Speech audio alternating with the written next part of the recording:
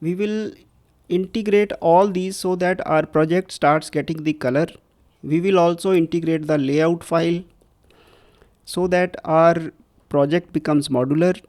And before doing anything, let us see from where we get all that. This is the web page of bootstrap.com website. You can have a look at that. There is a starter template. On that template I have based this project. You can base it on any project. There is a CSS, JSS and all that. I downloaded that, and now we will start the integration. So this you will have to first understand about Bootstrap. Take some time to just go through their website. It's the starter template, and there are a few CSS and JS requirements. They are shown in this page, in this extract on their page. The same I'll be using in our project. Let me first of all run the project so that you can see what we are going to do. I'll close all and all. I'll just run. This is the home page that opens, and you can see that I haven't made any changes. I have just kept the same Bootstrap story that I obtained from their website, but the only thing is that I have just managed to convert it into an ASP.NET Core application, and I'll explain these basic steps. Nothing is working at the moment. Only click on login. Your login page opens. Sign in will not work. This will work in later tutorials. Click on register.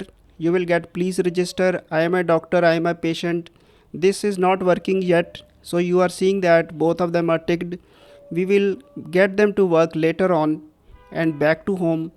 So only the links are working, and we have given some color to our project so that all our future additions, they occur on the Razor page, and the layout file and the CSS file, they all take care of this color. So now let us see how we do it. I'll just take you through step by step, and I'll be very slow. The first thing you can see is that we created a shared folder. Inside the share folder, a file called _layout.cshtml that we have already discussed. Double click this file, and you can see that this file can be compared to the Bootstrap story that I just showed you. HTML head. This is the Bootstrap CSS. This is some title tag that will be picked from the page that is being shown at the moment, so that this layout, it just has the correct title. Render section async custom CSS required false. Now some pages might have their own CSS files.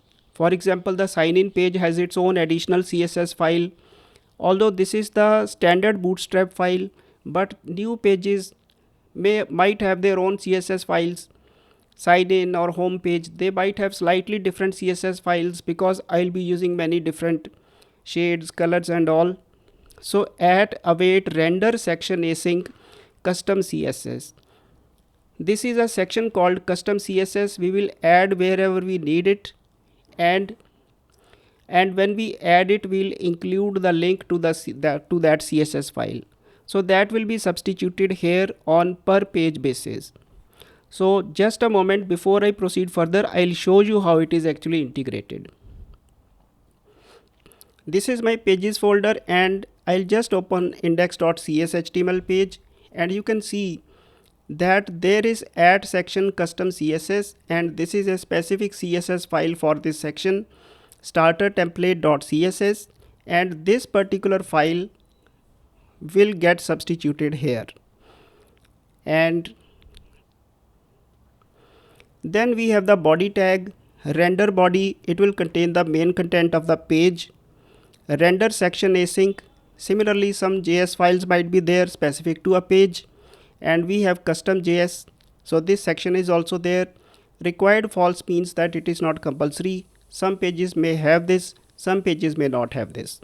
If they have, then that JS file will enter here. Otherwise, it will be just a blank. Then this is the standard Bootstrap JS script which is added at the end. So this is a very simple Bootstrap layout.